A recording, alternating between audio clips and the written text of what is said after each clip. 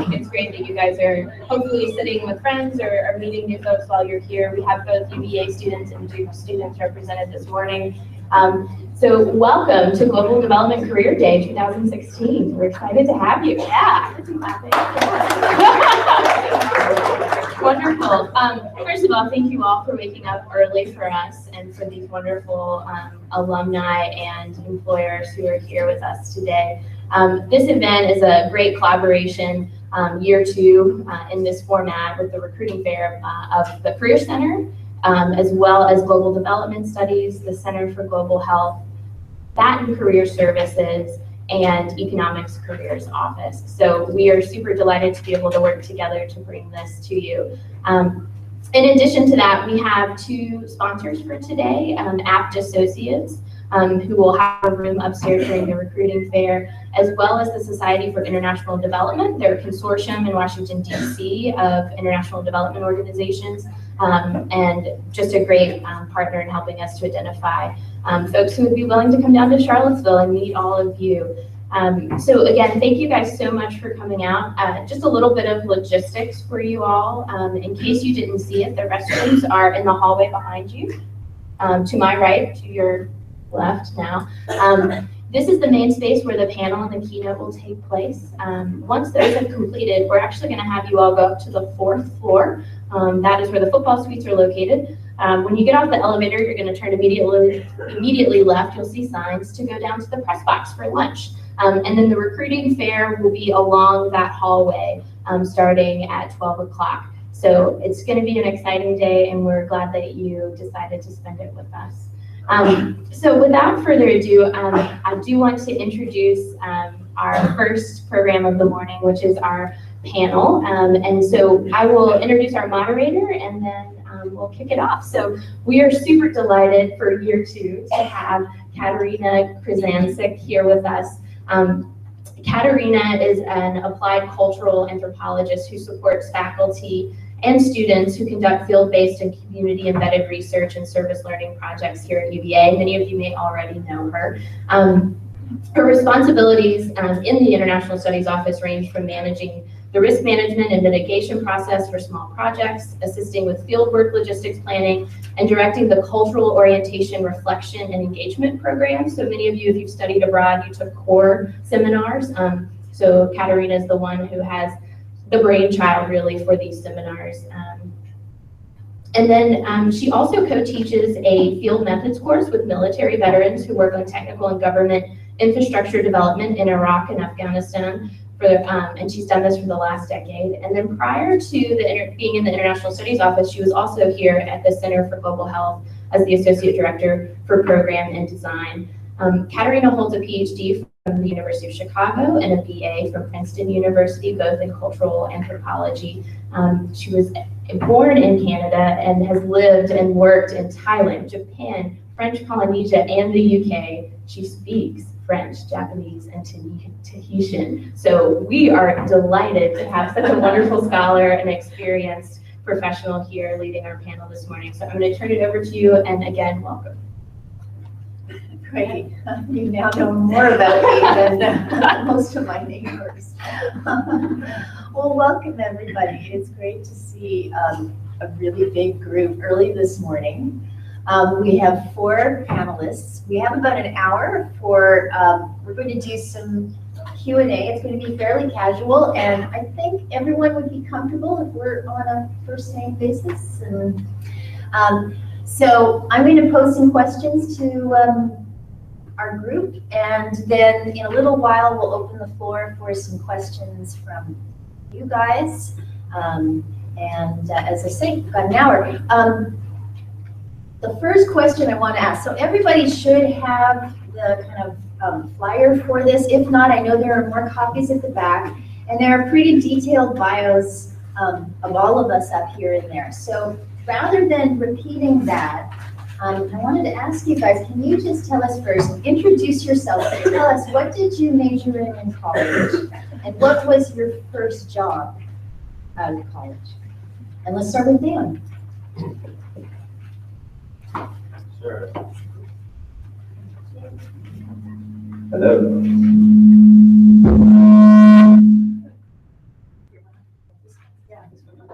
Sorry about that. Hi, everybody. I'm Dan Stein. I'm a senior economist at ID Insight. Hopefully, a lot of you will visit our booth upstairs later.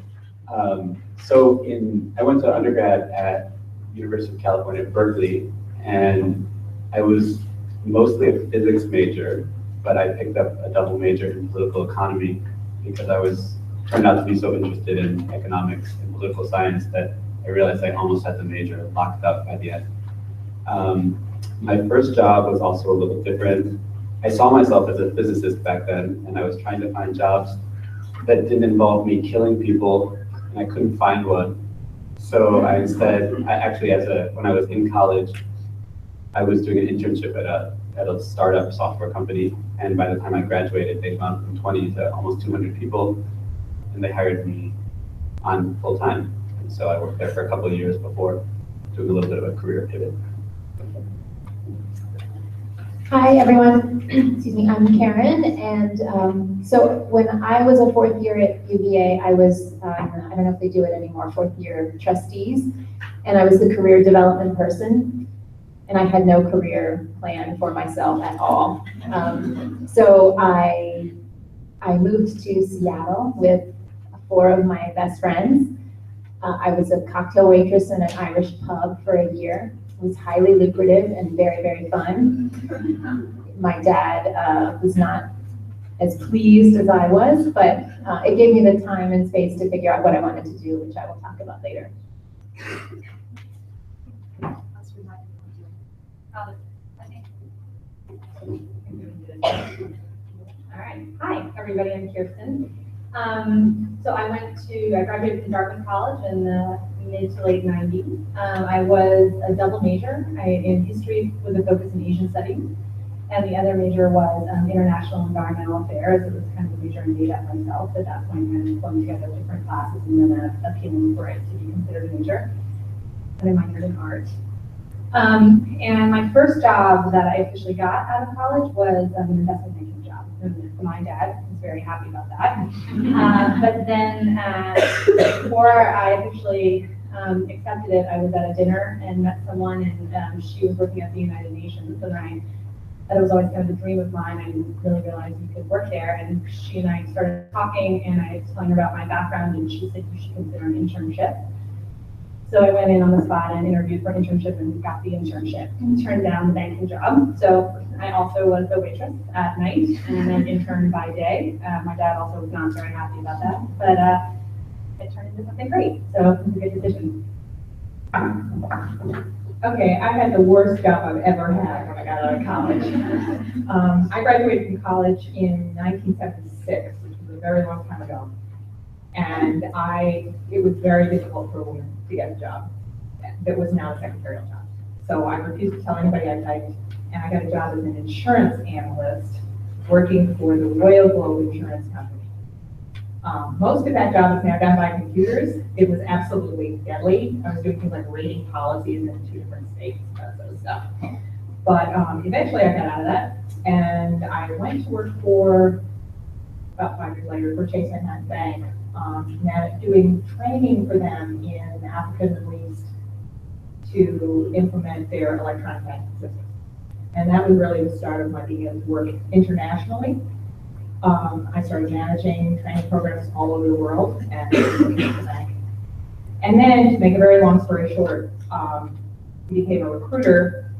And then in 2008, of course, the market hit skids, and I applied for a job at a couple of different international development organizations, thinking that they would never want to hire me, and was very fortunate that they did.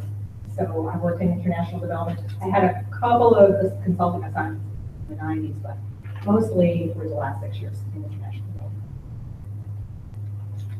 Nice. Did you tell us what your major was in college? Oh, I'm sorry. I was a history major at GW. Right, nice. Okay, I suspected that the stories would sound like this. So I did want to now ask you to tell us how you came into this field, and some of you started to tell us that. And could you tell us particularly how much of this or what parts did you strategize, and what parts were circumstantial in coming into this field? And Robin, since you were just talking, why don't you pick up? And Sure. Strategy versus circumstance. So in 2008, I had been doing recruiting what's called retained search group, which is recruiting very, very senior people for investment banks all over the world. And of course, the economy completely dissolved, and everyone I knew was out of work, and nobody was hiring. So, in total desperation, I said, okay, well, I have all this international experience. I did have experience backstopping a program that was in Russia back in the 90s, and I had gone to Russia, in addition to having done a lot of extensive travel in the Middle East and Europe and Asia. So I applied thinking that, frankly, that no one would want to hire me, because I figured it was just too long since I had done that kind of work. And I applied on the Friday after Thanksgiving, and I had 2 phone calls on Monday morning, and was extremely happy. And the moral of that story is that there are jobs in international development that are not the job you think it is, that are a way to get in. Because when I went in and I was doing recruiting, because it was for FINCA initially, what I discovered was we had thousands of applications for some jobs, but for the job I applied for, we had 16 applications. And that most of the people were not even remotely qualified. So if you think about it as a broad area, that was really how it happened to me. And I was so excited when I worked initially as a consultant for FINCA, and then I got a job with International Relief and Development, which was a large NGO. And again, it was interesting. I lived in Bethesda, Maryland, and my son was a United States Marine at the time. He was serving in Afghanistan. And I can tell you that when I told people that in Bethesda, the look on their faces would be kind of like, you see in Afghanistan, like he's already gone, you know. That people would say, I'm sorry. And I went to IRB, and I mentioned that my son, they said, well, if you needed to, would you go to Afghanistan? I said, yes, because my son's there. And everyone in the room smiled. And they said, we have people there, they're being protected by Marines, where is he? We'd like to send him a message. They were the nicest, most generous people that I've ever met. And so it was great. It was a great experience. So before when I said I made it sound like it was kind of, oh, I just got into someone and my whole world opened up for the United Nations. I was a lot more methodical than that. And I was definitely a very methodical person. A lot of people with lists. I always look at what somebody's doing and then make a list of how they got there, and then kind of try to matrix out if I could do that as well. So it's not all like, oh, let's just see what happens. And the truth is, so when I was in undergrad, I was very deliberate in looking at kind of, I always wanted to work in the global space. And the reason I was recruited by the investment bank wasn't because of my math skills, because I never even took an economics class undergrad. It was because I was studied Indonesian, and I focused on Southeast Asia, and it was an emerging market. And so they felt like we can train you on what you need to do, but we can't train you on how to speak Indonesian, and having kind of this critical cultural awareness of this region that they were trying to break into. And the reason I went to the bank was really just because I was a competitive and ambitious person. And when you're doing recruiting and you're in a university in Dartmouth at that time, it was really the peak of what you could do was investment banking or consulting. And I wanted to be the best of the best. And so I kind of just got swept into that competition and thinking, I'm going to try to see if I can make that happen.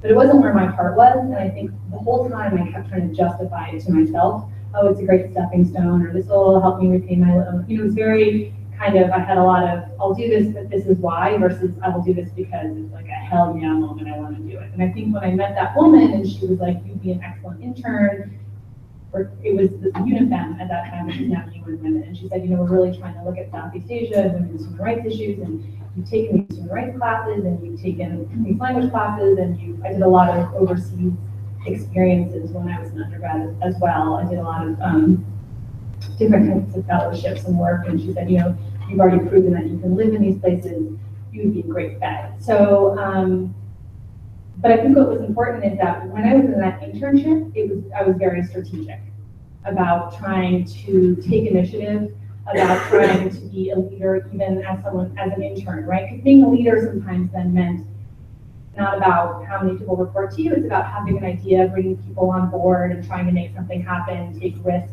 being a good listener at the same time. And so I was really kind of always looking at what the opportunities were. And there was an opportunity, we had this thing called the Mayan Women's Conference, and I really wanted to go, and interns usually don't go. So I raised the money to go and then made a pitch as to why I would be a good person to go. And I had also studied Spanish. And so my boss said, sure, fine, come along. And when I was there, I hustled. I wrote all the press releases, I did everything. Then as it turned out, my boss ended up leaving, and I was kind of the only one there holding, and they said, wow, you really proved yourself in Mexico. Let's bring you on. And that's when I started to negotiate. I said, well, listen, I can't intern anymore. Like, this waitressing all night and working all day is really rough. And so they said, okay, fine, we'll hire you as a consultant. And then that consultancy then later turned into a staff position. And I did that for 2 years. And I'll get into, not to be my cog, I'll talk a little bit later about how I got into my current humanitarian affairs profession. So I'll pass it on. But the bottom line is that you have to be both, right? You have to be strategic, but you have to take opportunities when they come your way. So this is what I've learned. Yeah, I agree on taking opportunities as they come. So I was an American government major here, and I only took one class in international relations. Didn't really understand that international careers would be an option for me. So I came back from my cocktailing adventure, and I got a job because a friend worked at this, what's called the Beltway Bandit. It was a really terrible organization. I got a job being the executive assistant to the president, and he was a terrible man. And so that I lasted, but I worked hard. I tried to learn. It was ridiculous. I worked there for 3 months. I couldn't stand it anymore. And but fortunately, a woman who had worked there, she also left within a couple of months. She called me a few weeks after I left and said, I'm at a place and we need a temp, and you'll come in and you'll code surveys, and you're going to make $12 an hour. And I was very excited about that. So I go in, and it was this place called the Aspen Institute. I was very lucky. She was a magnificent. I was there for 3 days, and there were only 3 people who were tasked with developing the U.S. microenterprise field, because it had just been starting taking microfinance that had been happening internationally and looking at it in the U.S. And I recognized it as, this is a really interesting thing. I don't know what this microenterprise stuff is, but it seems very fascinating. And I was interested to learn about it. So I worked extremely hard as a temp. And in a few months, they said, well, we like having you around. So they hired me as a part-time person. And I worked really, really hard, as Kristen said. And it was a small team, so I did get to go on case studies, and I got to do a lot of fascinating things. We worked on federal policy, and it was a burgeoning field. And then I wanted to get back to the Northwest, and so us at Aspen said, you're going to meet a friend of mine who's running this little organization called Mercy Corps, and they needed someone who would launch their microenterprise work and run Central Asia for them. I didn't know what Central Asia was. I actually thought it was Sri Lanka or something. It turned out it was the former Soviet Union. And so you can tell I'm not that strategic, but like I said, I was very open and I worked hard. And so I started at Mercy Corps, and they were not very competitive in the microfinance field. And so I said, well, we've got to work in a new area if we're going to be at all competitive. So we decided to focus on war-torn countries and economies in crisis, which turned out to be a really, really great strategy. And then I actually became much smarter about my work and more strategic, and really appreciated the opportunities that I had. Great. So I think that I'm probably more definitely on the circumstantial side. Basically, I always thought of myself as a scientist. That's like what I was preparing myself for. But my very last semester in undergrad, I took this economic development seminar, which was just this relaxed seminar with a great top mind in the field, where we read current economics research papers and discussed them. And it just blew my mind what these guys were talking about. I thought it was so incredible. And it just planted this seed in my mind that, like, maybe this is something I would actually do. So I mentioned I took this software job right out of college. I said like, well, let's not change my whole path based on one class. Let's just relax. So I took a sophomore job. I started reading books about international development, and the seed just kept growing. You know, after 1 year, it was there. After 2 years, it was still there. And I said, man, I can't ignore this. I really don't care about enterprise security software, but I care about this seed. So one day when my company took I think, a bad strategic move, but they couldn't see at the time, to send me to the middle of New Jersey to go work at Merrill Lynch for a couple of weeks on assignment. That was the final nail in the coffin, and I started applying to grad school. But then there was this question of how do you break in, and that's where I think I got a little more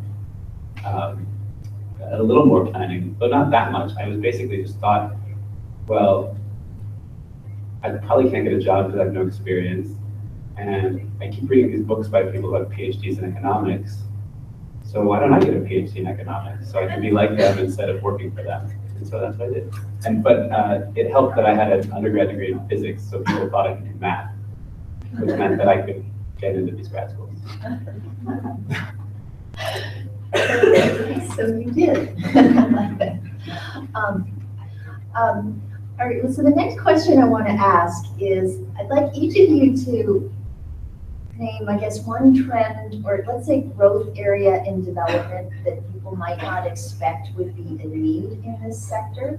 But just before we do that, would one of you volunteer to give your definition of what the development sector is?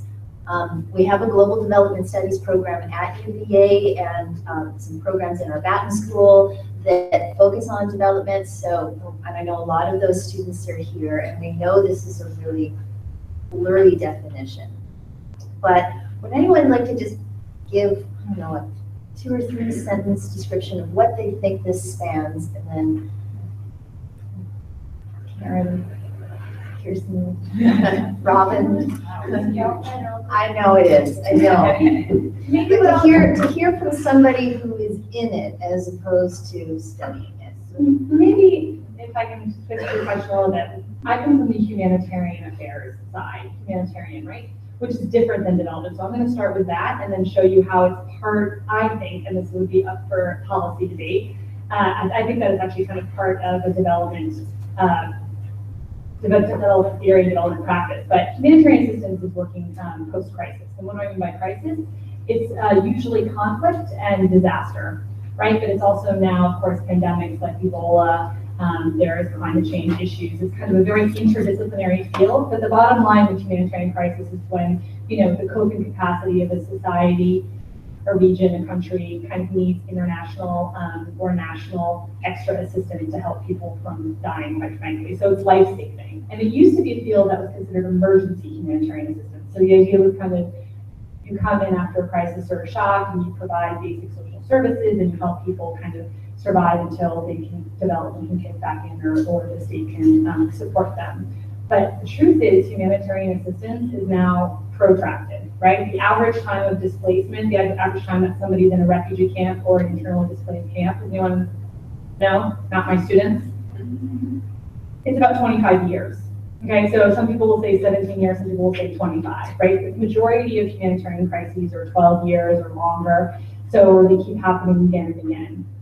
What makes it humanitarian assistance, kind of in a financing way, is that a lot of times you're kind of programming year to year, which means a lot of the programs you're doing are short-term in nature, and then they kind of keep getting extended in different ways. But a lot of times it's basic service. Now, why it's part of development, I would say, is that, you know, the official definition of humanitarian assistance is moving from providing life-saving assistance to providing longer-term assistance. So not from meeting people's humanitarian emergency needs, but to ending people's humanitarian emergency needs. And this is kind of a shift that's happening.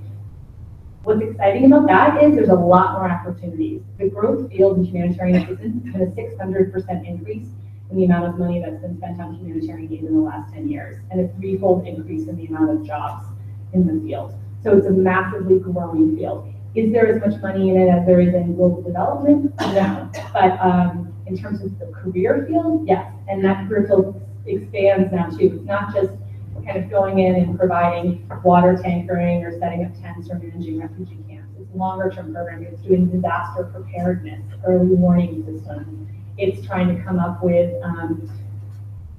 employment opportunities for people. It's trying to, so it's kind of the larger field. So that's kind of maybe a way to kind of spread it upwards. So I'll let them talk about it. That's great. Yeah, do you want to add something? And as I said, I'd actually then like to ask each of you to sort of mention something that you think is an unexpected or that might not be an anticipated need in this really big undefined sector that students might not realize. Well, I think something, if you could talk more about development even more broadly, because I think there's a lot of opportunity that Right. If you think about development, working off what you just said, Yeah. At least a large part of development is based on preventing this kind of disaster. So if you think about, all of you are too young to remember this, but back in the 1980s, during the famine, we had a lot of publicity, rock concerts and everything else. Ethiopia. And people started saying, USAID started saying, like, we're always helping out in the crisis, but how can we prevent the crisis in the first place? In addition to that, a lot of great things have happened in terms of solving disease, making sure that more babies survive in these countries, making sure that all of the kinds of things that kill people in these places aren't killing people. And what that means is that we're having a big population bump. And if you want to support that many people, you need a whole different infrastructure for doing it. Once you've got those people, you need sanitation systems, you need better healthcare systems, you need all kinds of things. So international development, a lot of what Global Communities does is USAID funded, is a lot of different sectors. We do water and sanitation, we do governance, which helps governments operate better and more efficiently and frequently provide services better. Healthcare, Ebola, we did a lot of work during the Ebola crisis. And also stabilization, which is a huge area which the US military used to do on its own. But which after 9/11, what happened was for the first time in history, we were fighting two wars at the same time with the volunteer military. So a lot of the stabilization work, which is basically work to help the community understand why we're there and keep the troops from getting shot at, increased tremendously in Afghanistan and Iraq, and actually in Pakistan as well. So that's sort of the basis. If you think about the long-term stuff in international development, building the kinds of things that can help prevent it. A lot of the programs are also resilience programs, which are to help people in a certain area to be able to be resilient. During Hurricane Sandy here a few years ago, I was doing some research in Mali, and it was interesting, or in Niger, and it was interesting because the representative in Niger wrote a letter back to people in Niger, and what he described was, don't worry about the Americans with Hurricane Sandy, you wouldn't believe what they do. And he went through, Americans get information on the television that tells them to go buy groceries before the thing is started. They're told to put things on their windows. They get together, regardless of their religious background, they get together and help each other after this crisis. All of those things go into resilience programs. And an area where nobody would have thought, an area nobody would think about. There's a lot of things you probably already thought about. I would say some of the practical aspects, both for humanitarian assistance and development, people don't think about. For example, in humanitarian assistance, logistics is hugely difficult for recruiters to find people who are used to doing logistics in developing countries. That is something where, hiring somebody out of the military or even a supermarket can be a huge help. Because if you think about getting medical supplies across a developing country, it's a pretty difficult thing to do. Recruiting is always hard to find people to recruit, especially if the recruiting has to be in two or three different languages. Accounting, I know it sounds really boring, and I'm not real good with numbers myself, but I can tell you that if a program has $8 million or $9 million in grants out of $40 million, they want to make sure that that process of giving out those grants within the country is done in the way that the donor wants it to be done. And so somebody who is willing to go through the boring aspect of learning all of those rules and regulations, they are very excited to hire them overseas to do that work. I guess the one thing I would say that you wouldn't have thought about is one is, I'm sure you all know about Syria, right? But there's actually 40 international crises happening right now with large international responses, right? So Guatemala, Niger, Yemen, Honduras, Ethiopia, Sudan, South Sudan, right? So there's a lot of different emergencies happening all over the world. So it's not, so that's one thing to kind of think about. This is a truly global issue. The second thing is each of those crises is driven by something different, right? Some are weather extremes, some are conflict, a lot of them are long-term drought, some are just protracted poverty. So it's not that if you want to work with humanitarian, you have to go work on the outskirts of Aleppo. The other thing that I would say people don't think about is you don't have to even go overseas, right? This is a truly, by having a global career field, every humanitarian emergency is managed in many different places. So if there is an earthquake or the tsunami in Aceh, Indonesia, sure, there's people working there, but then there's also people working in Jakarta, the capital city, in Bangkok, in London, in New York, and in Washington, right? And the numbers are equal. So it is true, that's one thing I think a lot of people don't think about is that you can start your career in a global pursuit in your national country. And sometimes that's even better because then you get an understanding of what is needed at the headquarters level and at the global level so that when you go into the field, you can even be a better field operator understanding the whole global context of what you're doing. So there's no right way to do this. So I just want to encourage us to, so there's the humanitarian field and the development field, and these are impacted greatly by policy and diplomacy. So if you look at what actually moves the needle in terms of the magnitude of problems that humanity has, and and I'm someone who's coming from, I've designed programs and I've worked in the field, and but when we had this conversation when I was at Mercy Corps all the time, what actually moves the needle? And so I worked in social innovations on technology approaches that we were trying to achieve scale, at least 1 million people within 5 years. But when you really look at what impacts crises and, are you looking at how does the G20 actually work? Even reading those transcripts of the meetings, how are the decisions made? How are the COPs, the climate change that's happening in Morocco? Where are those decisions made? What leads up to those decisions? I've been encouraging some of the students with whom I work to really understand what it takes, because it's just, honestly, it's just as competitive to be able to work in Haiti post-earthquake as it is to work, work your way up and be a Sherpa for the G20. I mean, this is a very competitive field, so I would look at what organization, where can you have the best impact? What organizational platform will enable you to have the best impact? And government is really powerful.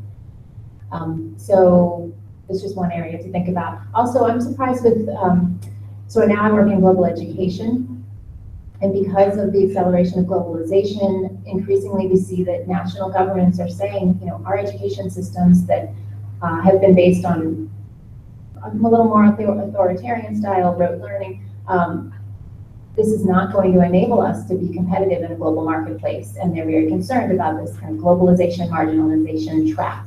So there's a huge need in education now, because we're seeing, networks of international schools developing. We're seeing people who are willing to send their kids starting in 7th grade or earlier to another country in order to ensure that they're going to get into the right university, because it's so critical. And we had Liberia, sort of say a few years ago, we sort of can't educate our citizens. Thailand got on the loudspeaker earlier this spring and said 1 in 5 of our children are passing our basic assessment tests, and we have to completely revamp our entire education system. So it's just another area to think about. Yeah, I think I would say that, in international development, sure, we hire people with international development degrees or whatever. We also need people to do specific stuff, like engineers. And I totally agree with this thing about finance. And one thing that I think is like a huge backdoor entry is computer programmers. I need people to program and to manipulate data all the time. Lots of organizations need people to make their websites slick, to do data visualization, things like this. And that is really, really, really hard to find because these guys, the good people, are all going to go get jobs at Apple or whatever. So I guess if I were to say one thing, it would be computer programming. I actually remember last year that accounting came up in a similar discussion. As students are here today thinking, talking to people about potential jobs, but also I hope asking yourself whether these are jobs you want to do, whether this is going to be a good fit with who you are, your personality. Could each of you say something about, what qualities in a person do you think make a really good fit in this field? And of course, speak specifically to where you are in the field. But let's say temperamental or personality fit you think is a good fit, and maybe the other side of that coin is what kind of person maybe just is not going to be a good fit, kind of work that you do.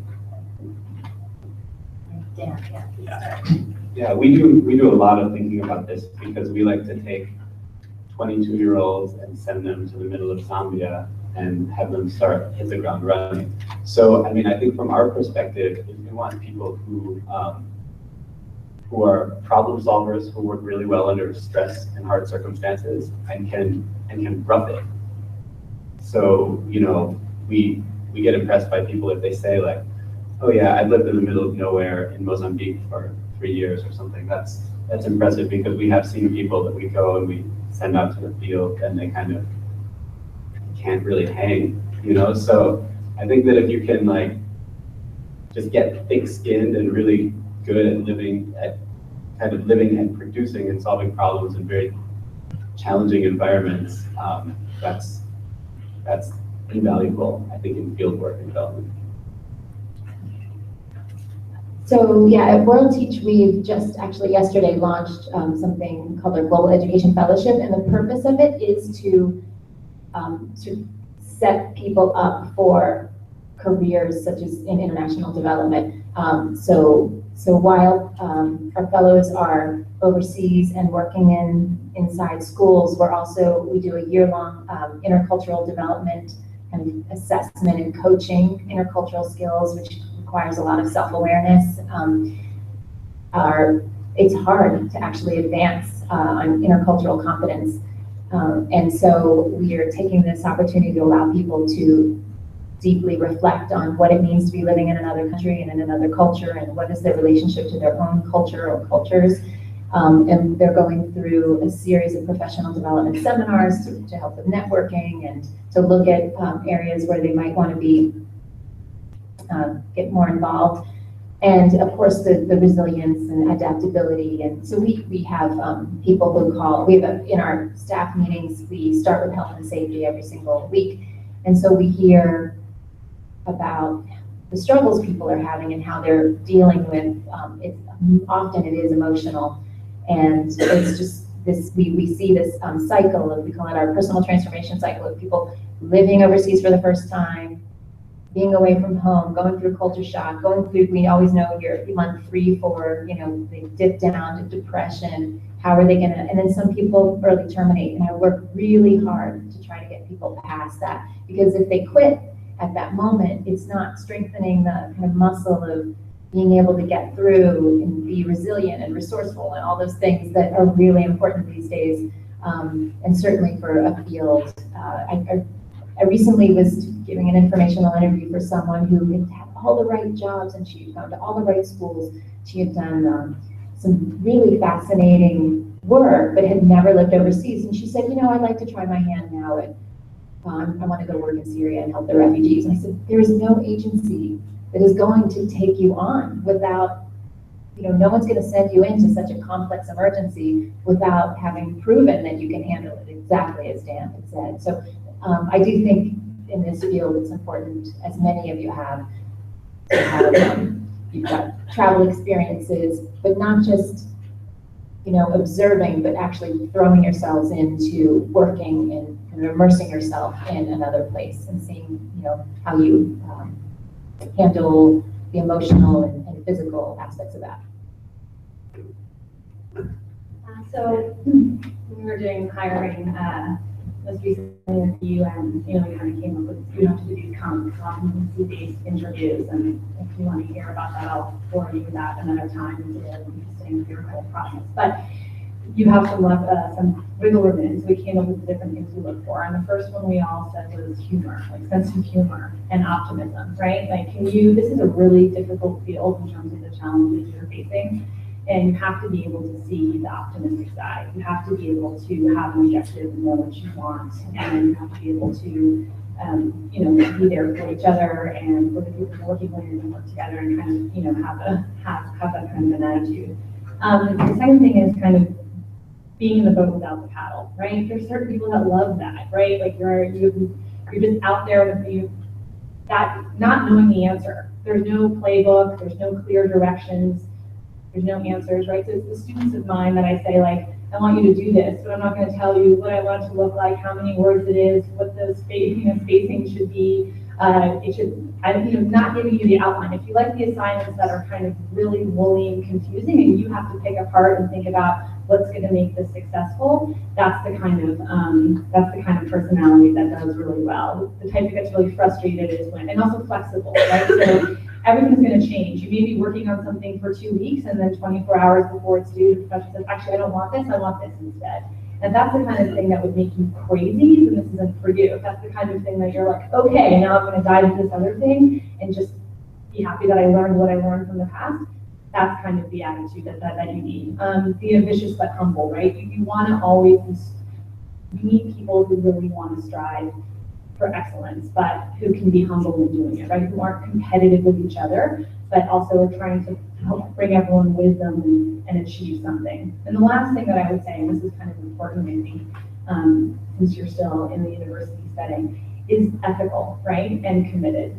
So this is your chance to take the courses that make you explore your ethics and understanding. And these are things that I think are so important to understand about yourself, because if you worked for any of the four of us and we were all in the same situation in Haiti after the earthquake, you would have to make pretty different decisions based on who you're working for, based on the mandates and what your role is in that operation. And these are hard decisions sometimes that you can make within very short periods of time, 6 hours a day, 2 days.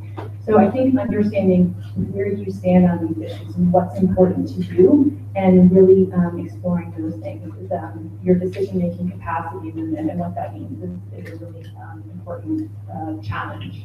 I don't know if this is the right time, but maybe on that note, I'm going to teach a class in the spring on global humanitarian crisis, and that's one of the things that I really stress in that course. So there's a bunch of my students in here that you can talk to and kind of find out more about it. That'll be at the Latin School for Global Humanitarian Crisis.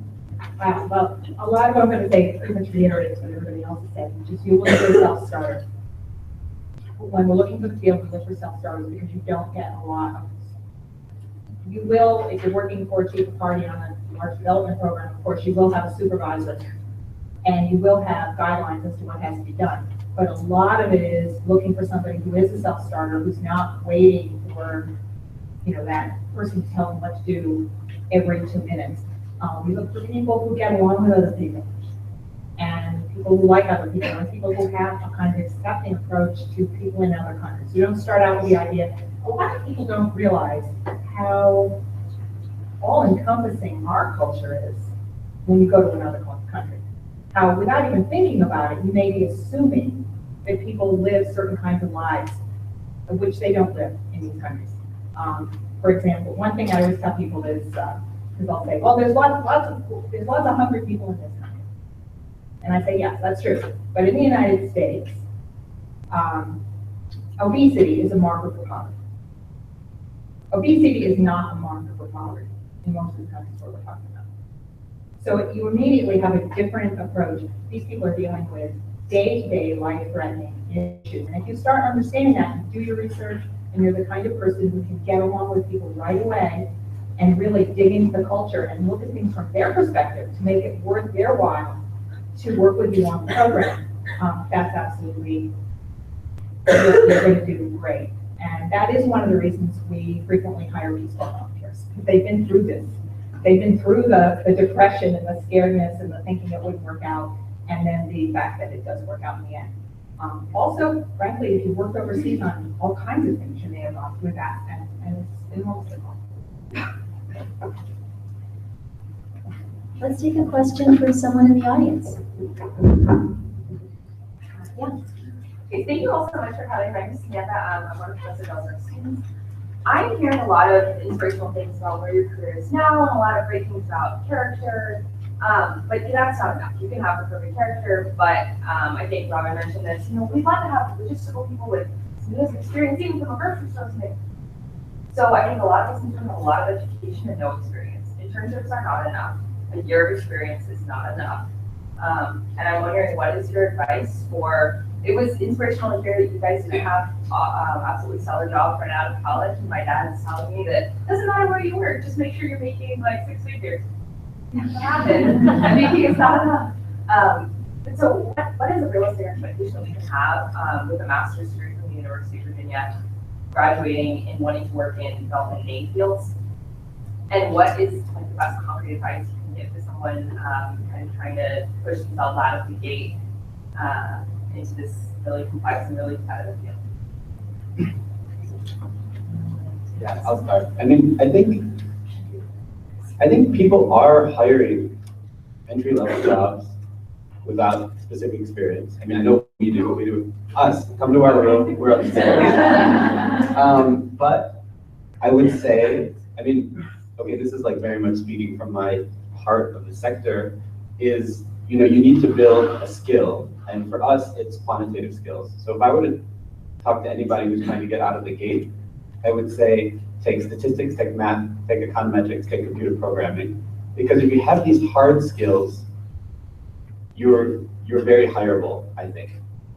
And if you're just kind of like a generalist without experience, then I think it's harder to, then you have to like elbow your way with internships to prove to people that you can actually kind of like run projects.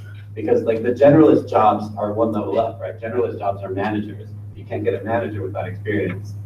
It's hard to get experience without specific skills. So that would be like, I think, quant is what I would say.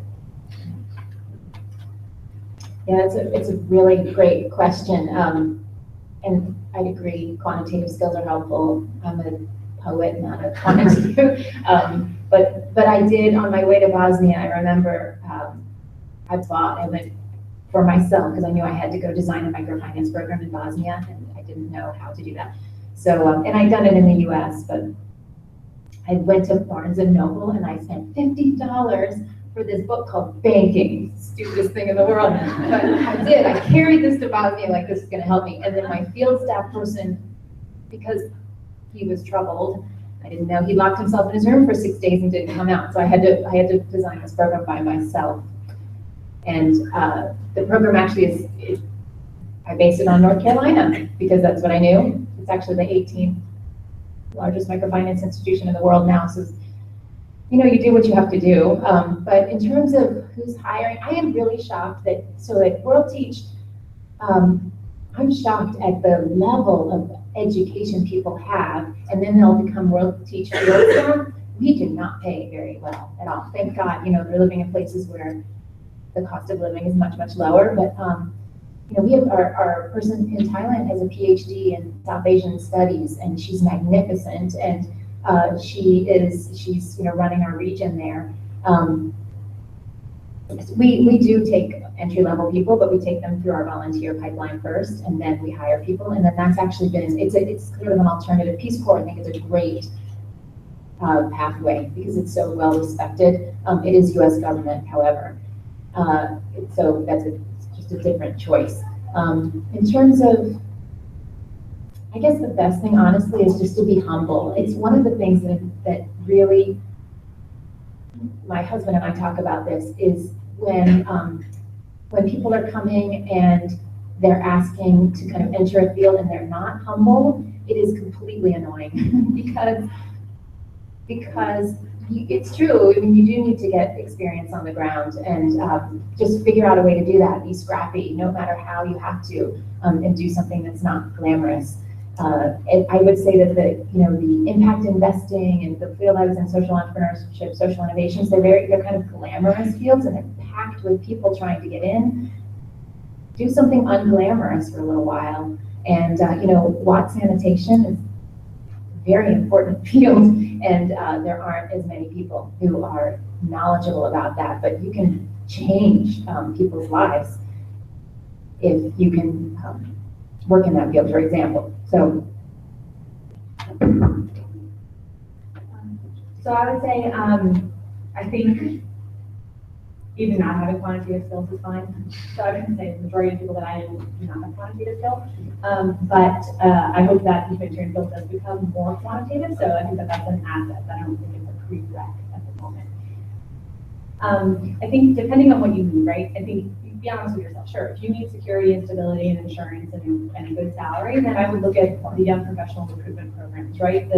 Every international agency at the United Nations, the different ones, a lot of them, they have kind of the very competitive, you apply and become kind of a fellow of the organization, or at the UN, it's called the YPP, right, program, and it's kind of like joining the State Department and the Foreign Service.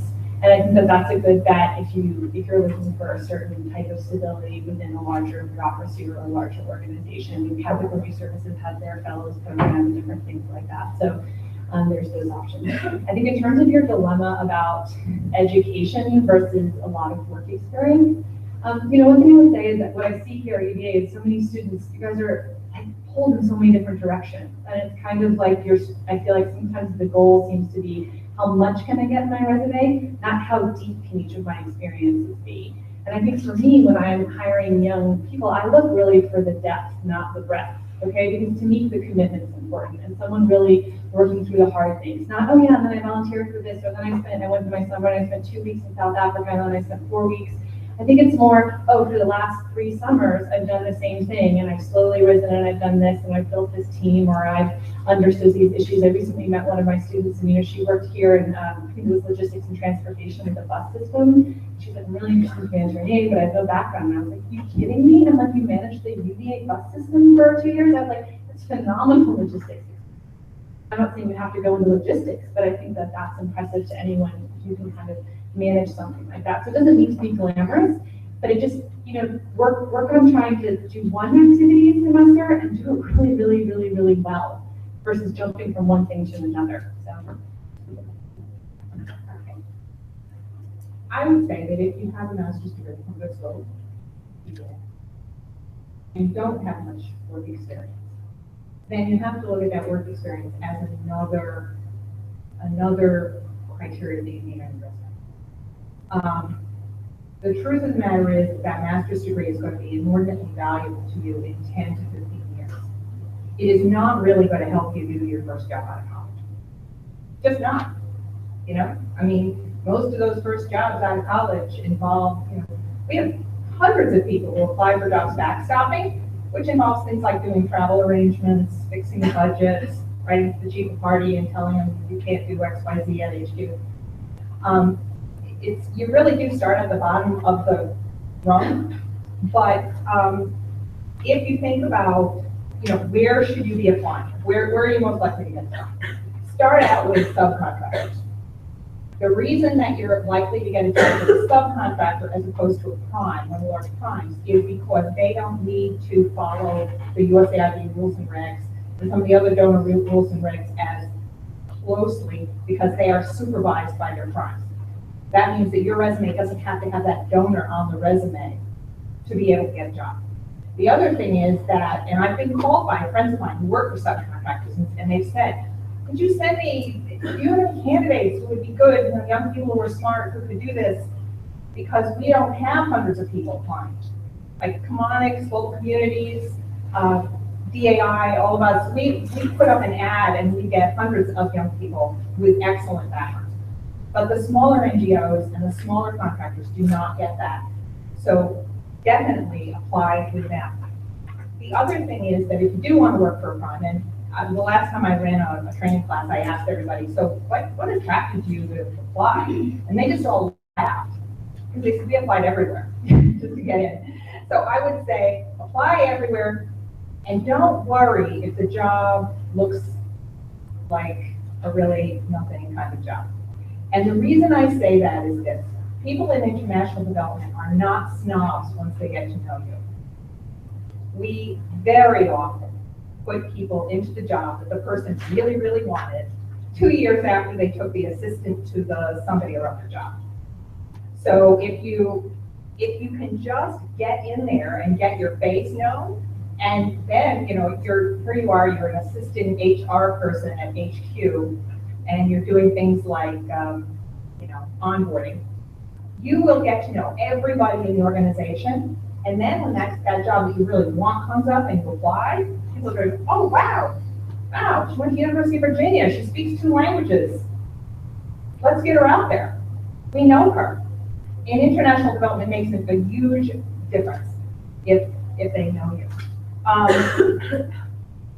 hate to admit, because I am not a numbers person, but if you do have a statistical background, it is great. Monitoring and evaluation, as well as IT, are incredibly important. So if you have statistics based on, say, your degree in economics or something similar, that's what we look for when we're looking for a starter person in monitoring and evaluation, and it is not easy to find. So, and we've had an IT job posted for Turkey, Syria forever, for somebody else like that. Okay, we're gonna wrap up now, and I'm gonna ask each of you to just have like 1 sentence.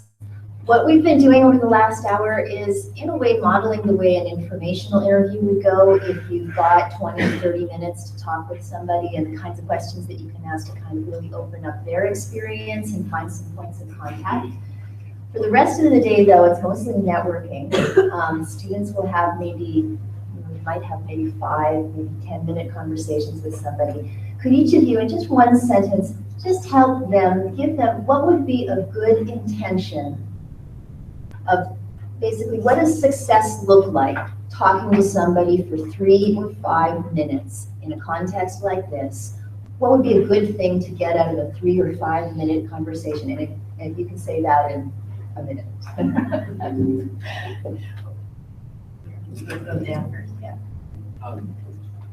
Well, I think, first I would say I wouldn't really stress about it. We probably won't remember that much. So just be yourself. But I think the other thing is learning how to express your points concisely. This goes for both interviews and for these kind of short meetings. We tend to discount people who ramble on and just everything about themselves, as opposed to just kind of getting quickly to the point of either the question we asked or the point they want to get across. Yeah, and I think, you know, you can look at someone's resume and see the outer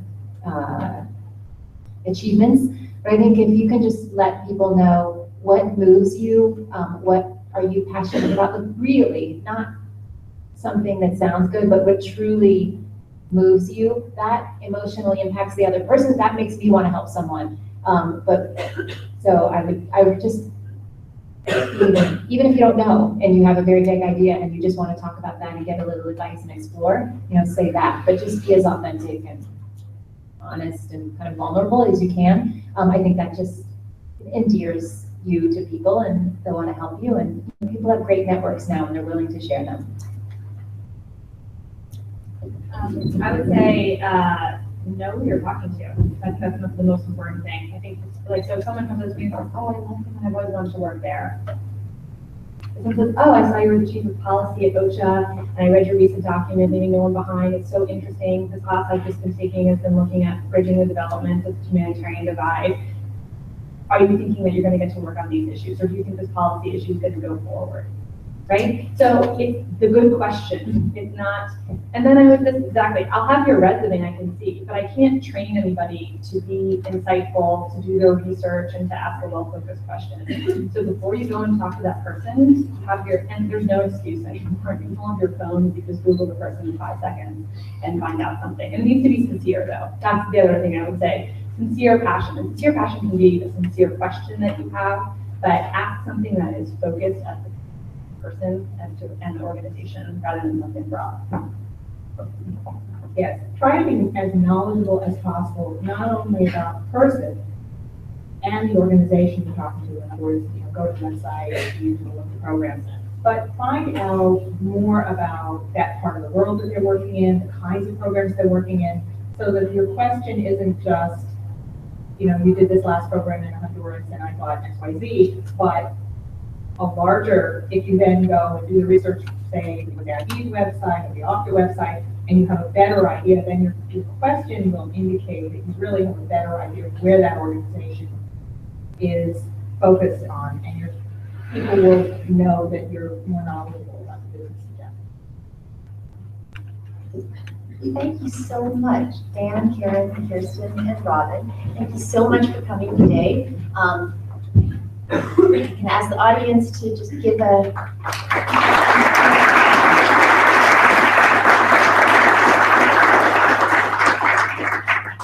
so thank you so much, and I invite you to enjoy the day having conversations with our students. They are a really interesting bunch and a pretty uplifting bunch. I think I'm being cut off, so I'm going to hand this on to our next one. But thank you again. Wonderful. If we could give them one more round of applause. We just have a small thank you on behalf of the folks collaborating on this program today, for all of you, Katarina, our moderator, and our panelists as well. We really appreciate you taking the time to be here with us.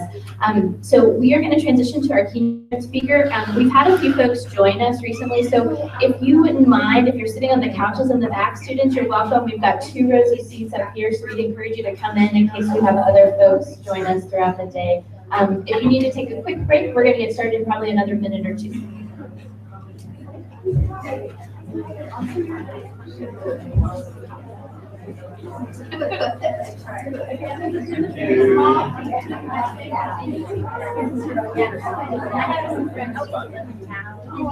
We haven't been back in a while. My mom loves and she hasn't been here since my graduation. So actually got everything with me. And we brought my son too. He's smart. I love it. I couldn't get one of these. Oh, right. And it's practical. It was fun. They grow so fast. They grow so fast. So we were a little delayed. We got here just fine, and it's just great to be having to do with the line. Yeah, I know probably people say that about their kids once or after the fact. During yesterday, maybe I wasn't surprised, but yeah, I know we met, but it's nice to see you. I know I don't get to see you as much. I worked so closely with you. It was amazing. I get to see Mark when I see you. Yeah, that's fair. Yeah. So where I just get to the winning team. I was going to ask you, do you have a preference? Would you rather stand, sit? Maybe I'll stand. I don't know. I'll just leave it here. You can leave it like that. And I can just grab the mic. And we have water. Yeah. Okay. Basically, how the mic works when you're ready, we'll turn it on green. Okay. And now it's on mute. So I'll hand that to you. We might wait maybe a minute, but I really think we can kind of jump into it. Do you want any kind of time signaling or?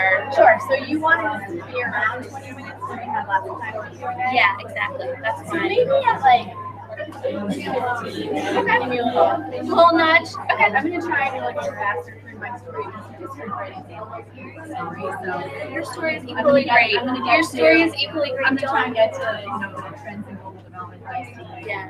Don't feel like you have to dismiss your story. I will say oftentimes students like really grasp onto this. Well, and the thing is, I'm sure things will come up and they want to hear Q&A. Yeah. So it's just going to do something. That does, exactly. Q&A, right? What year did you graduate? 06. I can't believe it. Like a 10 years. 10 years. I was in 08, so I'm feeling, yeah. So much, I feel like I'm like, I'm here and I'm like, I do. Not true at all. Not true. So, yeah, 10-year anniversary to me, I think this was last April, but I didn't come with it really, I knew one, so and I felt like we were trying to come, but it just went well, that's a really special time.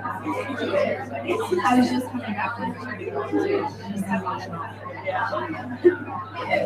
Anyway, yeah, go ahead. Okay,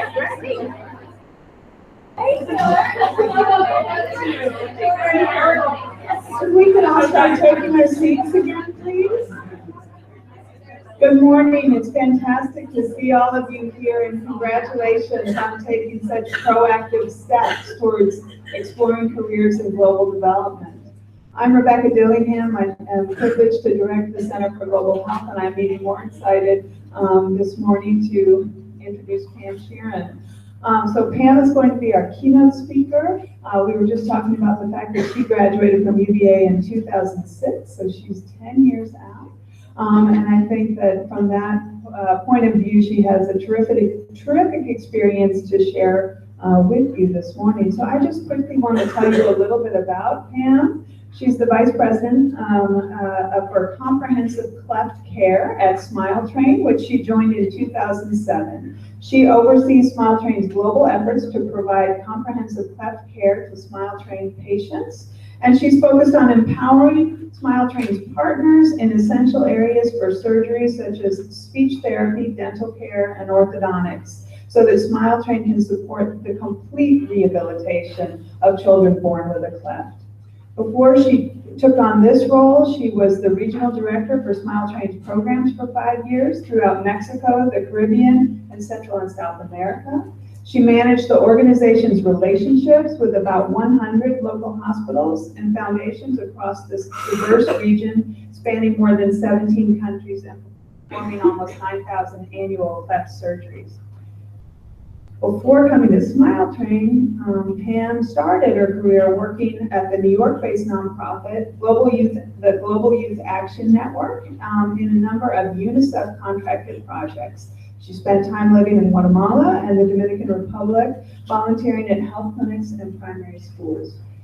She has a master's in international health management from New York University's Wagner School of Public Service, and importantly, a bachelor's degree in human biology and Spanish from the University of Virginia. And I can't not say that she was also a Center for Global Health scholar. So, Pam, thank you so much for being here. Welcome back to Charlottesville.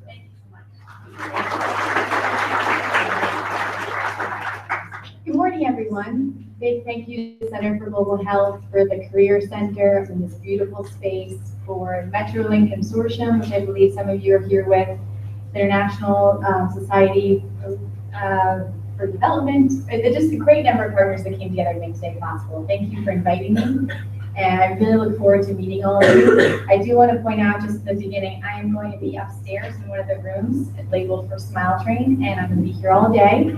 And I have lots of business cards. And while I'm here visiting from New York just today, I really want you to think of me as someone that you can reach out to at any time. My phone number, and actually it's my personal cell phone number, is my work number, and my email is there. I mean it. And I was in your shoes, I can't believe it was 10 years ago, 15 years ago, depending on what year you're in. But I remember it like it was yesterday. And I really believe in all of you. If you're here today, you have the initiative to make this work. You will have a career in global development. It will happen. Maybe there will be some ups and downs along the way, but it will happen. And if you ever want to talk about it, just shoot me an email. I'm always open. I mean that from the bottom of my heart. So anyway, good morning. And I do want to echo the idea again. Congratulations that you're here, because this shows your initiative. So today I'm going to give you I'm just trying to be faster about my story and how I got to my current role, because you just heard a number of really impressive stories that were up here. So I'm going to try and go through my story a little faster. I'm also going to tell the story a little bit about SmileTrain, not to be a promo about the organization, but just because I think that it shows important trends about the field of global health, global development, excuse me. And then I want to be here for questions. in case anyone can't come visit me upstairs if you're busy with other classes or other sessions that you're going to go to. All right, so let's get started. So I started UVA in 2002, and I knew that I had a passion for healthcare, and especially with children. I didn't really know much beyond that. I wanted to help people, so I was like, I'm going to be a pre-med major. I signed up first year, all the pre-med classes. I was like, I'm going to be great at this. I'm going to do a double major in science. I'm going to place that in my language. I'm going to take the exam. I don't want to take Spanish anymore. It's going to be great. So I started all my classes, and I noticed that there was this one small seminar offered on Friday afternoons, which is the worst time when you're in college to have a class. And it was at the International Residence College, and it was about it was about global health. I forget the name of the class, but it was something about global health. And it just piqued my interest, and I don't know why. And I thought, I'm going to take the initiative, same initiative you have coming here today. I'm going to take the initiative, and I'm going to go. I'm going to check it out. So I went Friday afternoon, and it turns out I wasn't supposed to be there. It was just a closed class, a closed seminar for actual residents of the International College. But I went, and I introduced myself to the professor, and I introduced myself to other students that were there who were interested in global health as well, maybe coming from different backgrounds, different interests, maybe they weren't pre-med. And I started just making connections and building a story. And actually that professor that taught that class ended up being a mentor for me throughout college. Can you all hear me okay? Okay, great. He ended up introducing me to the Center for Global Health, which then gave me the wonderful opportunity to do research abroad one summer, which then again, that then snowballed into my major and then finding my mentor for my thesis in human biology. That one little seminar freshman year that I just took the initiative to go to that afternoon.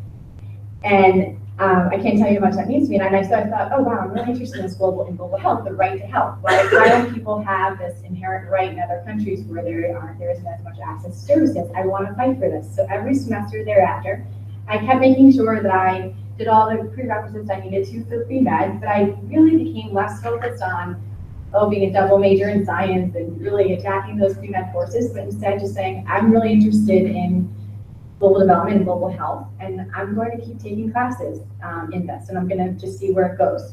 And luckily, UVA has so many resources that are related to global development. I think even that many more now. But I was able to do an interdisciplinary major, human biology, and focus on the sciences, but also bring in ethics courses, religious studies courses, just in all different areas of the college and even other schools, and meet amazing people that were approaching global development from different perspectives. Meanwhile, aside from academics, I just happened to get a work study because I needed a job in college at the Student Activity Center in Newcomb Hall. I can't even believe I remember that. Yeah, it was Newcomb Hall. And I was able to see all of the student activity groups. I think there were more than 500 that were available at the time at UVA. Again, probably that many more now.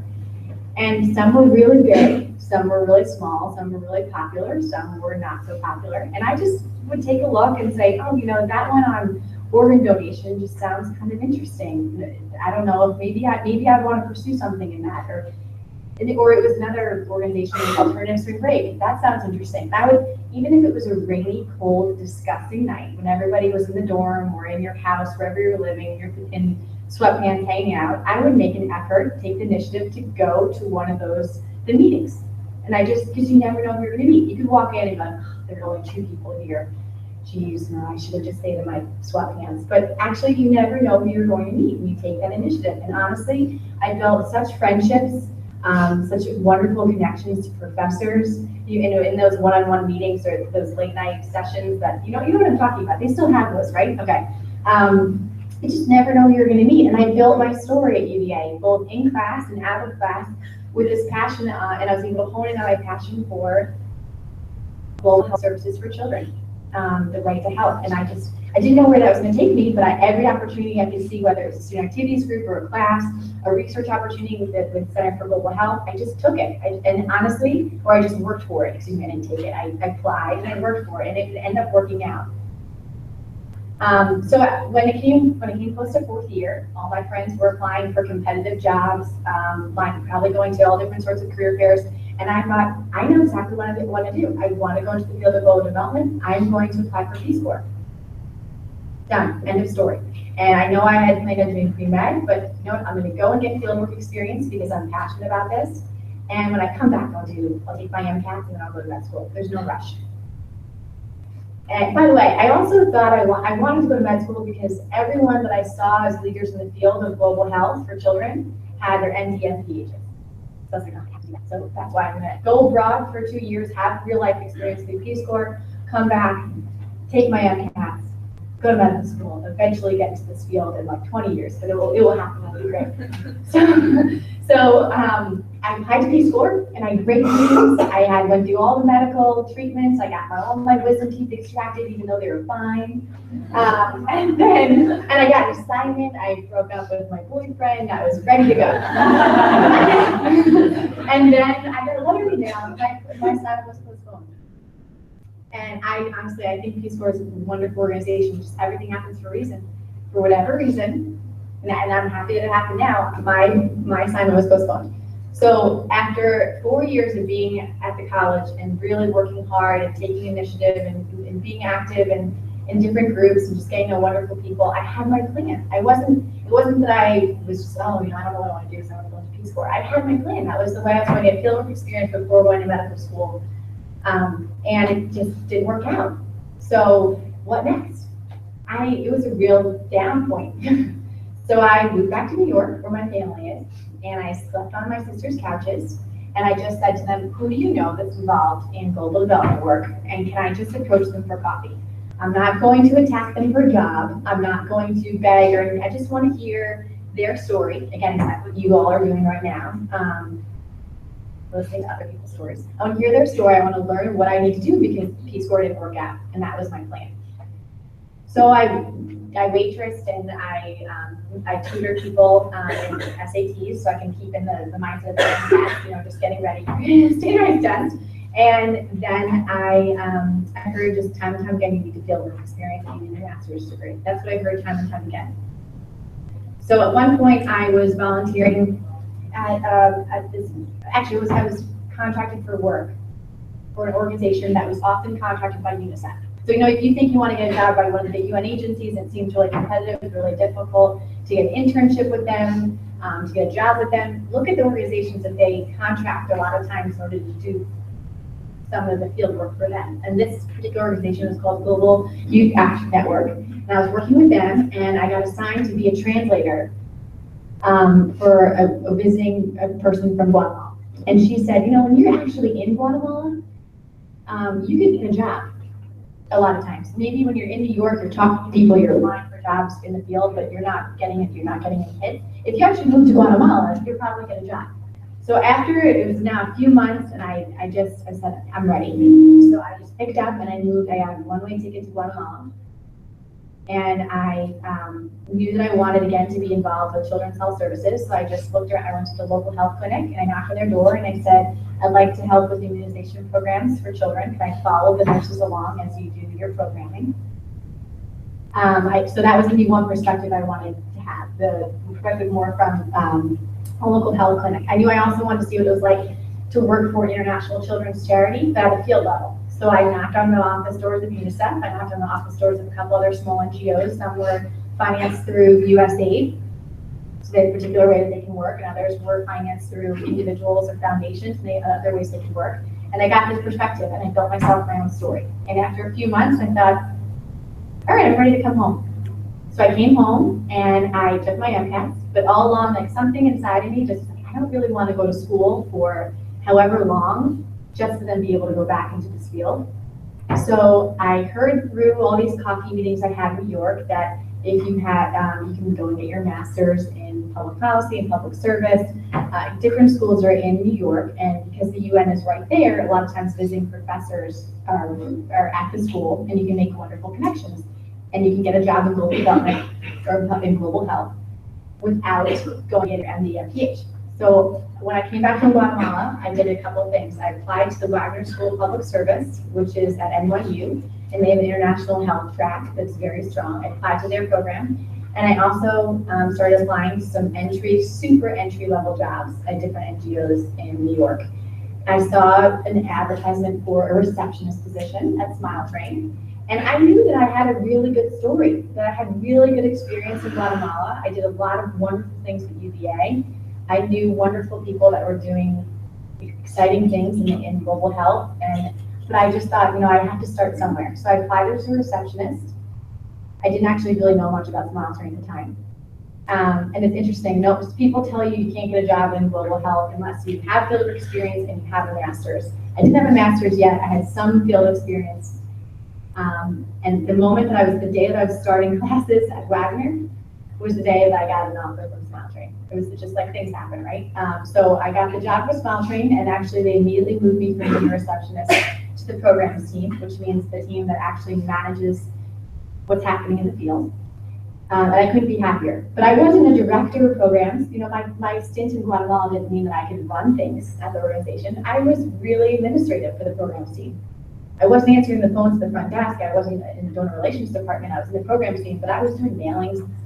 I was organizing spreadsheets, and I worked really hard, and I was really willing to do whatever I needed to in order to prove myself as someone that was really passionate about the area of global health. So I did that for a few years, and things happen at international aid organizations. People move on, management changes, and I was there when we had a big management change, and they looked at me and they said, "You worked really hard.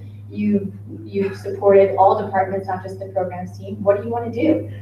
And so at a really young age, I was able to build my dream job. And that's the job I talked about with managing our programs throughout Latin America. I was traveling every month to visit our programs in the field. And the key thing about SmileTrain, and now I'm moving into the part about trends in global development field, we don't run programs in Guatemala or in Nicaragua or in Brazil. We partner with local medical organizations and make sure they have the resources that they need to provide the health care that's necessary locally for their own children. So we don't go in and say, "You gotta do it like this." We just say, "Okay, these are the minimum standards of health that you need to be able to provide. Now, what do you need to make that happen in the context of where you live?"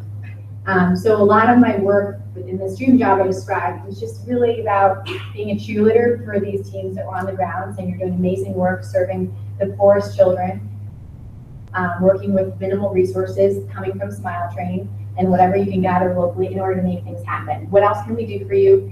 And this is the second, so the SmileTrain, a trend for the greater field of global health and global development about empowering local professionals, about understanding what's needed locally. That's one really important trend.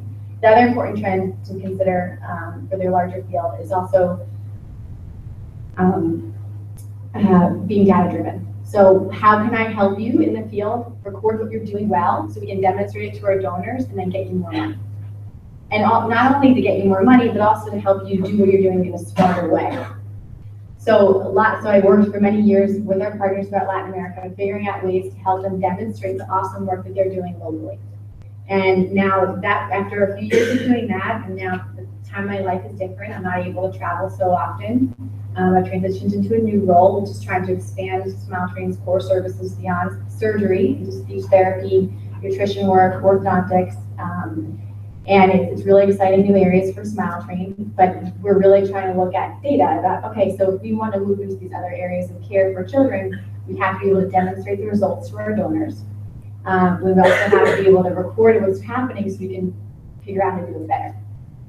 So that's a long story about how I got to SmileTrain and how SmileTrain really, I think, two really important aspects to consider in the field of global development is understanding that you can't really do anything effectively if you don't work with local partners and you do things in local context. And the other side of being data-driven, of understanding how to record effectively what's happening in the field so that there can be long-term sustainability for funding, but also for improving it and we're just moving with the times and continually making the quality of services better, because in the end, at least in SmileTrain's world, it's for children. And you can't, just because they're in poor settings, doesn't mean that they have to not get the best quality of care.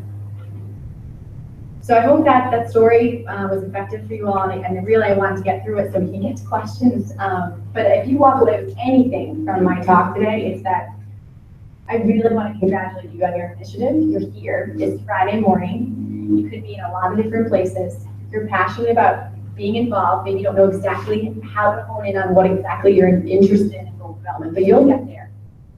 And there will be some ups and downs, I promise you, but it will work out. You just have to continue with your initiative. So thank you for having me, and I hope now we can just open the floor to some questions.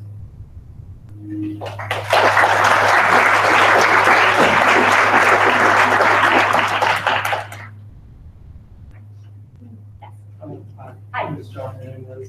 Thank you for coming, really appreciate it. I was going to ask about how difficult it has become or what the trends are getting dental work or dental doctors from the United States or other countries in places like Guatemala, places that are perhaps violent or difficult, again, like Guatemala, they're difficult to work in, and what your plan on to encouraging that in the future, getting more dentists and dental work doctors to go there. Great question. So this is more about SmileTrain's model and how we work and how difficult it is to try and get these services to children. So actually, SmileTrain, we don't fly American doctors to different places. We find professionals that are in country, and we say to them, okay, what training do you have so far? Can we connect you to additional training? Or can we just finance the work that you're doing so that you can offer it to the poor? Because in every country, no matter how difficult the setting is, there always are private providers that work for the wealthy elite.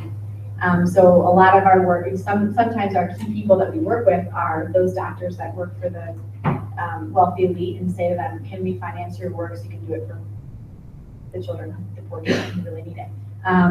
But in all cases, there needs to be more training for local professionals. So a lot of what we do is just bridging and training. So we try and set up relationships between universities, south to south a lot of times, so maybe Guatemala and Mexico.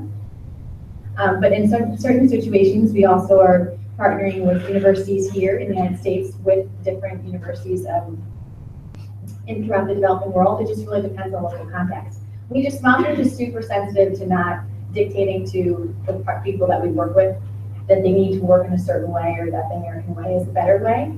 So that's why we're just sensitive about flying doctors from here abroad. But in certain cases, it's really necessary. Actually, right now, we support on a biannual basis a team from Montreal to go to Haiti, because of language, Montreal, not the States, to do training with the team there and mentor the team there. But it's not a once and done relationship, it's an ongoing training relationship. Because a lot of times, sometimes the groups that travel from here abroad, it's a one-time experience, and it's cleft and palate, like a lot of other surgical diseases, is something that is ongoing. Children are born every day with cleft. And so there needs to be local care for sustainability. Great question. Thank you. Yes. Hi, I was going, I'm really interested in the work overseas. Besides actually moving to that country like you did, how do you suggest building connections and making relationships in foreign countries? Right. So that's a great question. Is everyone hearing? Okay. So if you're just not at the point in your life that you can pick up and go somewhere, but you really want to have the relationships with people or organizations that work in the field. I just was talking to a new employee at SmileTrain. His name's Brian. I was giving him orientation about the history of SmileTrain because I've been there for a long time. So people come to me like, hey, what's the story? So I was just chatting with him. He just joined our donor relations team, which maybe you're not interested in because maybe you want to be more program work. But he just joined our donor relations team, and his job is twice a year to bring a group of high-level donors to the field to show them what our work is, so they can see where their money's going, right? So that doesn't sound that exciting because maybe people don't want to be in fundraising, but all throughout the year, he's in touch with our local partners and the program work that they're doing to plan that donor trip and to make sure that everything's lined up for the donors to get there. And so he's talking to the transportation guys. They just went to Guatemala. He's talking to the transportation guys. He's talking to the hotel. He's speaking with the doctors, making sure they're getting the children all lined up. So that's an option, right? Being involved in an international aid organization, but being on the donor relations side, so that means deciding to communicate what's happening in the field effectively so people can donate. And you do have access to the field, but maybe just not, you don't have to live there, you don't have to move there, you don't have to travel there necessarily. Does that answer your question, or? I was thinking more about, for example, looking for jobs, like right out of college, say I want a job in, I don't know, Australia or something like that.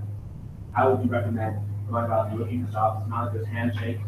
Oh, got it. Like, I don't have the funds to just move to a country to hopefully find a job. Well, that's the thing, and you just have to I think, For me, I was applying to, I love this out of the story, but I was applying to so many jobs when I first got the assignment, postponement from the Peace Corps, and I moved out to New York, and I was doing all the coffee meetings. I was applying to so many jobs, and I didn't hear back from any of them because they're all for jobs that were abroad. And it wasn't until I got to Guatemala where I actually saw the opportunities and had them handed to me because I was there.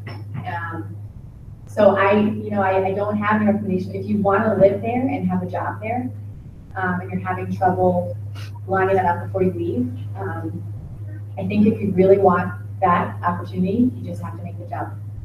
You have to take the risk. And if it doesn't work out, you'll make it through. But I think you just have to take the risk and go. Maybe other people that were up here would say something different, but I think that if that's your dream to go there and go to Australia and work, that would be the way to do it. Yes.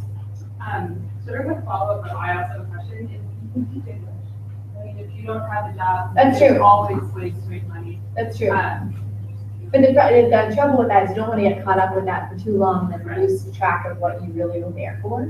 But yeah, that's absolutely It's true. just more of a, you need to support yourself. Right. Well, when I was in Guatemala, I was saying, okay, I would like to work through organization in this capacity. I went to school and I said I want to teach basic health at these classes. I want to teach like hand washing and brushing your teeth to a class, just volunteering. And after they're like, oh, can you teach English? And I was like, well, I really am here because I'm passionate about health issues. And I'm like, can you teach English? It's like, okay, I'll do English in the first session and then do the health stuff afterwards. But that's a great point. For us to the question, I think this is really interesting. You see a lot of development and communication jobs in Africa and Yes. Asia. So what would you say are the most relevant trends if someone is going to be in Latin America? That's a great question too. So I left this out of my story, but I thought in the beginning when I just first started UVA that I was going to just not do Spanish anymore. And I was like, I'm going to place out and done with foreign languages. And then once I started getting involved in global health classes, I saw how important it was to have a language. And then when I started traveling, I became passionate about the language. It's really when you're traveling in the field where you realize how beautiful language is and how important it is for you to have that skill. So anyway, though, trends in Latin America is, I think the region is highly receptive to having people from the United States coming to work.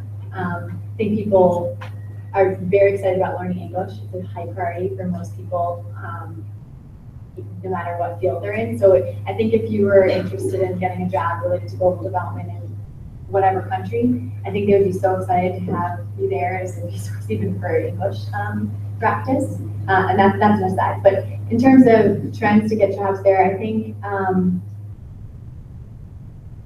let's see, well, what specific area are you interested in? My background is microfinance, but I'll be a lawyer. You'll be a lawyer. Well, I mean, let's talk about it. We can brainstorm. I think as I traveled and and visited the local hospitals, and I think you know what, let's just brainstorm. I'm not really sure how to answer that. No, it's okay. Let's just take it. But I think there's always a way, right? I mean, I think people do use idealists in Latin America because we posted jobs there. I've hired people in Mexico and in Brazil for SmileTrain to work locally. People do use online postings for jobs. And I think there's more and more recognition that there is need throughout the region. It's not just always focused in other regions. There is need, and also there are really strong universities where people are coming out very well trained and they're craving to be part of something that's impactful. So there's definitely opportunity there. But let's brainstorm. Come visit me and say, yeah. Okay. Yes. Thanks for coming, by the way. My name is Melissa. So a lot of times I tell people I want to work in public service or global development, they'll be like, oh, well, you're seen before, and then become a pessimist and I'm leaving the sector. That's a real threat, by the way. That's a real threat. So yeah, I was like, what would you tell those people? You know, like, what would you reply? Yeah, that's a real threat, and that's serious. I'm not kidding. That's serious. I do know people that moved to the field and worked there for a long time and do become very pessimistic and very sad because there are always challenges when you quit in any job, really anywhere, but there are always challenges and things maybe take much longer than what they're expected to or what they're hoped for. I think you just have to be very proactive take initiative, kind of a person, and all of you are, because you're here. And you just have to keep a positive mindset. So what would you say though in response to people like that say that to you? So that's not true, because, okay, in the field of, so yes, you can work for an international organization that is very small and doesn't have a lot of funding. You can also work for a large organization. SmileTrain is very large, and we hire and we pay people well. If you're smart and you're able to do the work, there are organizations that do pay well. And SmileTrain's not the only one of them. And also, when I mentioned that SmileTrain is an example of showing future trends in global development by being data-driven and working a little bit more like a business. This is where there's so many partnerships that SmileTrain, for example, is doing to be able to do our work better. We're working with this company called BioDigital to create almost like gaming training systems for surgeons to practice their surgeries all online through, so you use your mouse just like the scalpel. And so we're partners in business to do that, and they're doing work for an organization that's focused on children for global health. So you can also go to that side of the spectrum, work for a technology company, work for some sort of a service that is interested in breaking through in the developing world. So in speech, this is another small story. Speech therapy, in order to figure out if a child needs surgery or just speech therapy, in order to use their palate, so palate through your mouth after surgery, there's the you have a nasal endoscope. So that's a scope that goes through your nose and hangs out the back of your throat, where your nose and your throat meet, and looks at all the muscles back there and figures out if you need surgery or if you just need to relearn how to use those muscles. Usually the equipment that would entail doing that procedure is really bulky and it's hooked up to this really big screen and it's really expensive, and the whole apparatus is like $25,000 to buy all the equipment. And then I'll talk about all the systems that read it and the professionals that analyze it. I just was at side events for Clinton Global Initiative in September, and we are now in discussions with a medical technology company that is trying to develop an adaptation for the cell phone that would have the scope attached. And then the images that would be taken by this device that is attached to your phone would go right into an application and then send the images of that area of the throat to experts anywhere in the world and say whether or not that child needs surgery or speech therapy. And that type of innovation, I'm sure they get paid really well, and they're doing work for global development. It's a long-winded answer, but it is a threat, but it's not always true. And especially because this field is growing so much, there's so many extra opportunities, people do pay. If you have to work hard to get there, but you'll get there. Yes. What made you not want to pursue Peace Corps again, and what is the reception of like recently returned volunteers of Peace Corps within the development? So Peace Corps, I really adore Peace Corps, and I wanted to do assignments, but my assignment was postponed, and I was impatient. I didn't want to wait for it. So I just think that's when I started to be proactive in the city and trying to meet people to get my next step planned. I didn't want to wait. I was like, what am I going to do? So I just started then doing the coffee meetings, volunteering, doing that contract work with that NGO that works with UNICEF. And then I just picked up and went because I just was impatient.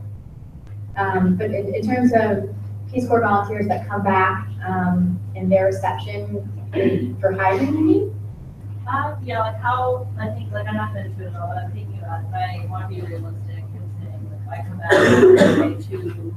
however many years and then what? Like, yeah, I have 3 friends that did Peace Corps, and they, one continued on to business school, and then now she's actually working for a consulting firm. And the other one continued on to get her master's, and she is working at a university.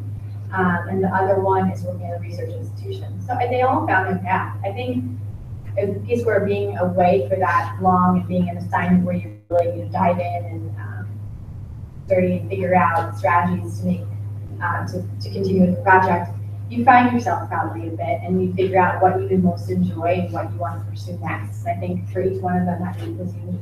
I don't think they had any trouble when they got back to have their next step. They just all were very different. Yeah. Yes. Hi.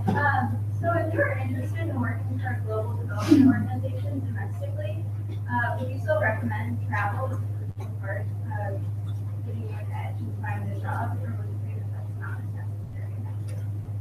That's a great question too. We just hired a few people that were recent undergrads.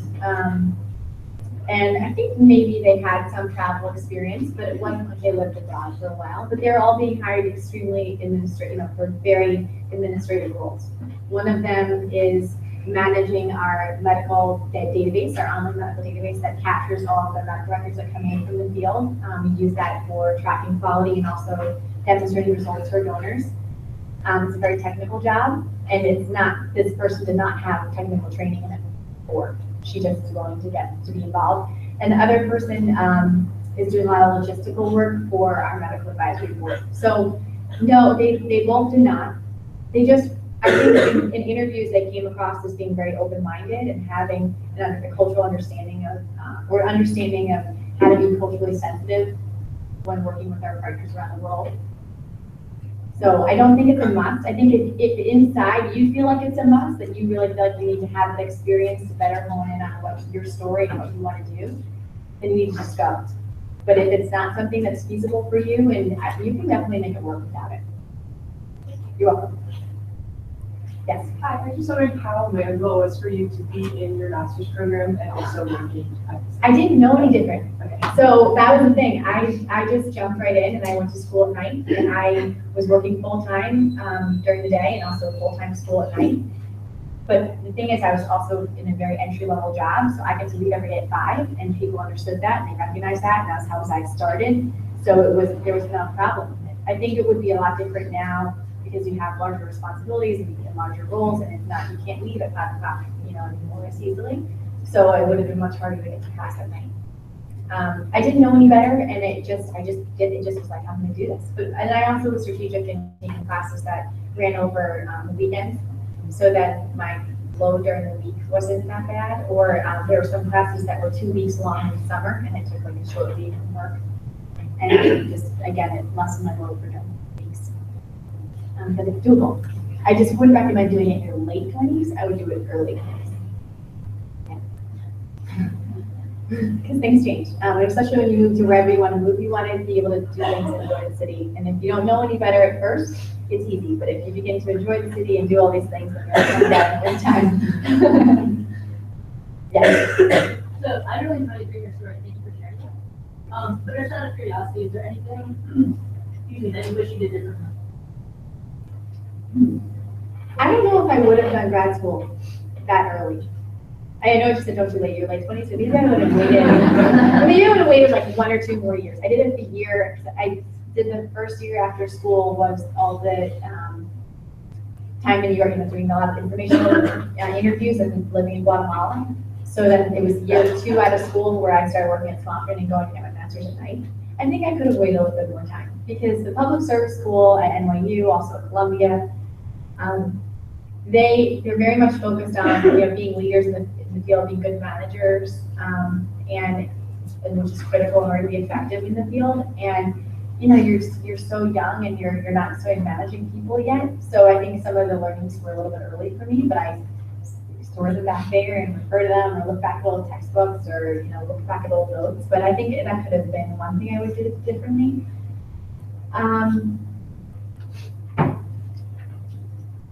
It's hard for me to answer that too, because I really want to stress that anytime I saw an opportunity that gave me another chance to travel, to be involved in global health, I went for it. And so that's why, again, I'm telling you congratulations for being here, because I really think if you all are here, you're going to make it happen, because you're going to go for it, and you're not going to have any regrets. So, it's really cliche, but I really want you all to understand that, and also to take away a level of stress too, because there are a lot of options, and it is, it seems daunting, but it isn't. We'll figure it out. Great. Anyone else have any questions? Are we on time? Are we good? We are so on time. Okay, great. And we just want to thank you. Oh, thank you.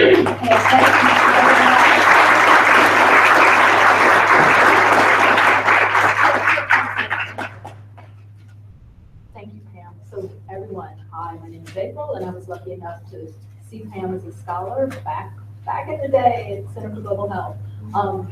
but I'm gonna help you transition to what's next. So all the students, everyone is going upstairs to lunch and to see some information about the programs here at UVA that can help you on your path. You go to the elevators, up to the 4th floor, and take a left, and you go down the hall, very, very, very long way to the press box. So you will find it, just get on that path. And for employers and guests, we're going to lunch right next door.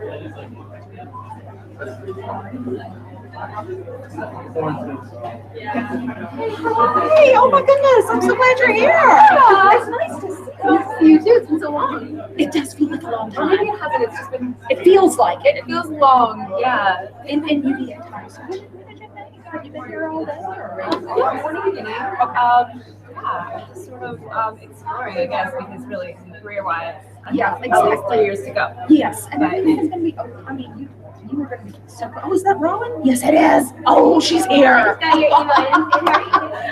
so well. You guys should say hi. I'm Audrey. Hi, everyone. Nice to meet you. Are you an undergrad? Yes. How about you? I'm a PhD student at nursing school. So, yeah, just talking about How to go forward? Yeah. Are you guys done? Okay. Just want to stop broadcasting.